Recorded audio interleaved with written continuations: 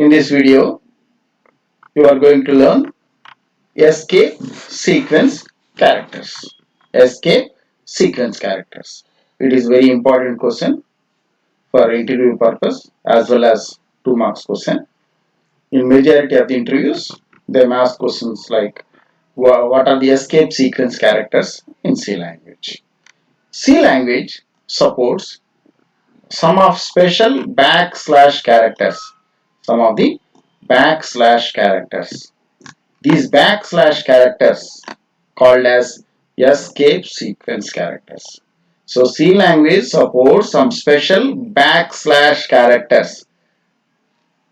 Backslash characters. Those called escape sequence characters. So backslash. This is called backslash. Backslash. Generally you may found slash like this. So it is the forward slash, but this one is the backslash like this. So C language supports some backslash characters which are known as escape sequence characters. Escape sequence characters that are used to format the output display according to the user requirements. So escape sequence characters are used to format output display.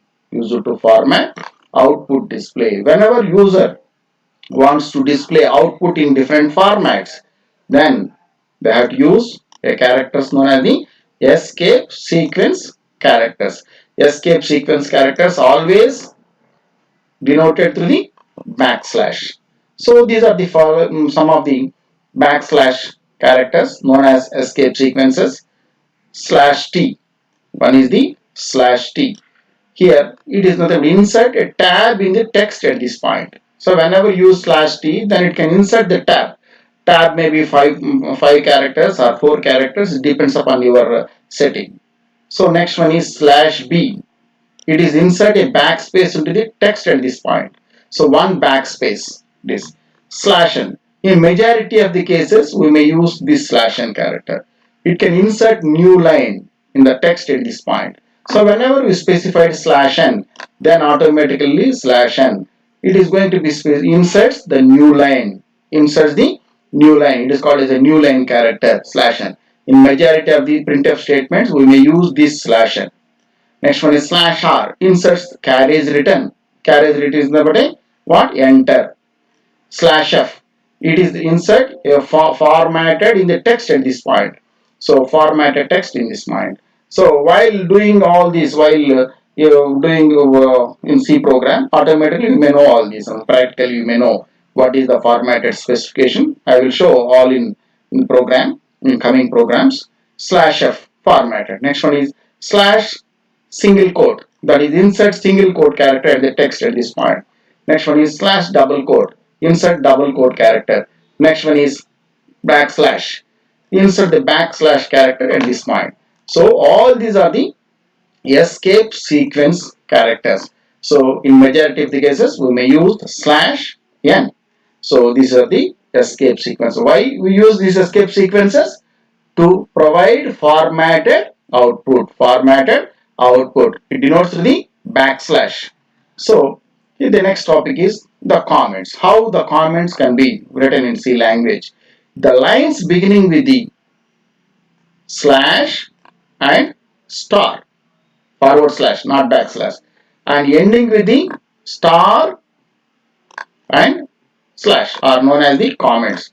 So comments are always beginning with the slash star, next one is the star slash, the comments. In between whatever you written, that can be treated as a comment. That can be treated as a comment. So comment lines are not executable statements. So whatever the information you've written in between these comments, in between comment lines like slash star slash, simply it can be ignored by the compiler. It can be ignored by the compiler. So comments always denoted in between slash star and star slash.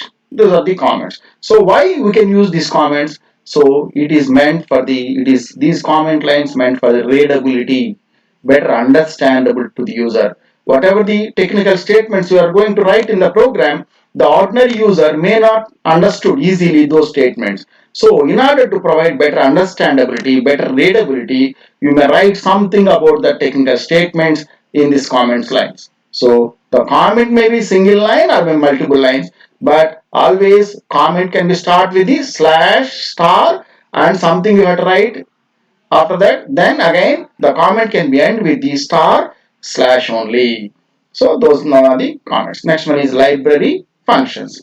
So C language is accomplished by collection of library functions that includes input and output functions. So C language supports so many library functions. So what is a function? Function is nothing but a self-contained program. Here the functions which are predefined by the system compiler. So here the library function consists of some of the programs that are already executed, successfully executed. Those can be predefined by the system compiler. These known as the library functions. So here functions can be accessed anywhere within the program, anywhere, simply by writing the function name. Simply by writing function name, you can use anywhere in the program. So here, for making use of these library functions, always here the list of arguments can be enclosed in the parenthesis. So it can be enclosed in the parenthesis. So some of the functions do not require any arguments. Some may be do not required. For example, main. So main is a function, but sometimes it may require, it may not require also. Then place empty parenthesis. If it requires, you write something. Otherwise, place empty. For example, printf is a function. There you can write statement like hello.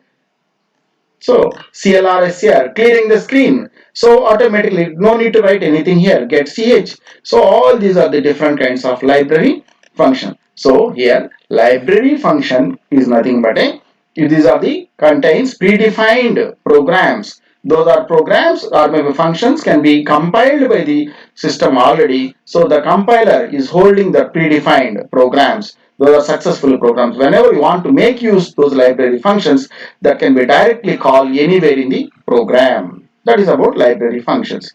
Next one is header files. C includes collection of header files. Collection of header files that provides necessary information to support the various library functions. To support the library functions, we may use a file called as a header file. Header file always is with the .h header file. So the header files can be included before writing the program. This is called preprocessor directive. It is called as a preprocessor directive. This header file contains all the library functions, all the library. Whenever you want to use any library function, which must be included with the header file. So for example, if you want to use printf, then you have to include file called as a stdio.h. If you want to use any mathematical function, then include math.h, mathematical header file. If you want to include any system related files, that is called as the conio.h, console input output.h. So these are the header files. Those header files can be used to use various library functions, So how you are going to read the data from the keyboard? So here how we are going to read the data from the keyboard. So for example, if you want to read something from the keyboard, like for example 2, 3, you want to read, then those things can be read by using a statement called as input statement, that is known as scanf. That is known as the scanf.